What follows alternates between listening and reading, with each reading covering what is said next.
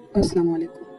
मक्का और मदीना शहर दुनिया के हर मुसलमान के लिए मुकद्दस और अहम तरीन शहर है, और जब कोई चीज़ खास होती है तो उसका खास किस्म का प्रोटोकॉल भी हुआ करता है जो कि आम चीज़ों से हटकर होता है। मक्का और मदीना का खास प्रोटोकॉल इसे यहाँ के रहने वाले लोगों ने या दुनिया भर के मुसलमानों ने नहीं दिया, बल्कि अल्लाह सुब्हान व तआला ने इसीलिए प्रोटोकॉल दी है, और वो ये है कि यहाँ पे कोई भी गैर मुस्लिम जो कि नापाक है इस पाकसर ज़मीन पर दाखिल नहीं हो सकता।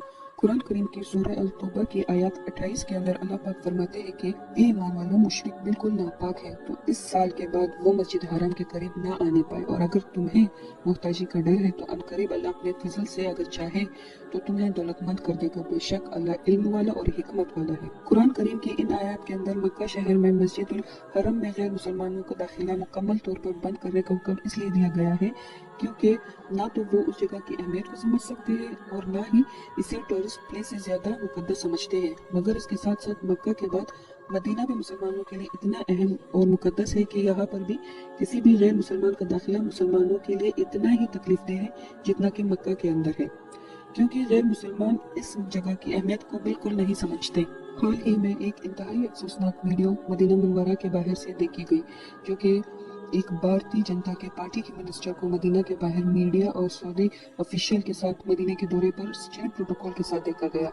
इस मुकद्दस जगह पर इस औरत ने अपना सर को ही नहीं ढांपा हुआ था और न ही इसे इस जगह की कोई अदब का ख्याल था, कि जैसा कि मैंने पहले बताया कि गैर मुस्लिम के लिए इस जगह की अहमियत सिर्फ एक टूरिंग की जैसे है। अब भारतीय जनता पार्टी कितनी बड़ी एक्सट्रीमिस्ट है कि इंडिया में मुसलमानों के साथ कितना जुल्म कर रही है ये तो अलग बहस है, लेकिन ये औरत खुद कितना मुसलमानों के खिलाफ जहर उगलती रहती है, और इसी औरत को स्टेट प्रोटोकॉल में इस मुकद्दस सरजमीन पर बुलाकर इस जगह की न सिर्फ तौहीन की है बल्कि दुनिया भर के मुसलमानों के मुंह पर तमाचा है। सऊदीया के इस प्रोटोकॉल ने इस गैर मुस्लिम को ऐसी पहली औरत बना दी है जो कि ऐसी मुकद्दस जगह पर विजिट कर रही है। सऊदी ने ये सब करके ये साबित करना चाहा कि वो इस मुकद्दस जगह को सारे मुसलमानों की नहीं बल्कि अपनी मलकियत समझते हैं। अब आप जानते हैं कि ये सिलसिला शुरू होगा तो बहुत एक्सट्रीम तक जाएगा, और आपको मस्जिद नबवी के अंदर और हरम के अंदर भी स्ट्रीट प्रोटोकॉल के साथ घूमते हुए नजर आएंगे और कोई भी कुछ नहीं कर सकेगा।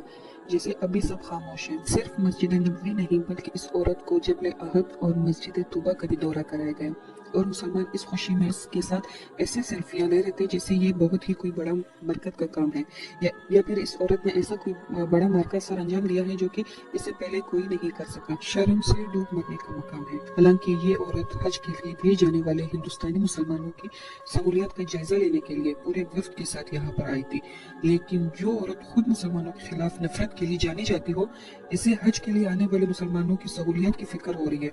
कितनी अजीब सी बात है।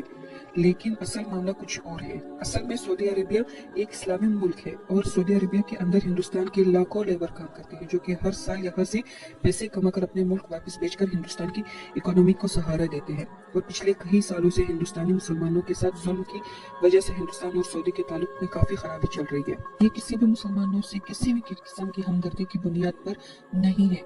इससे पहले इसी तरह के अल्लाह के कानून और इस्लामी रवायत के नाम पर धज्जियां उड़ाई जा रही है। बिल्कुल इसी तरह से आने वाले वक्त के अंदर अगर हमने आवाज ना उठाई तो मक्का और मदीना के अंदर भी दाखिल होना शुरू हो जाएंगे, और हम फिर भी खामोश तमाशाई बने रहेंगे।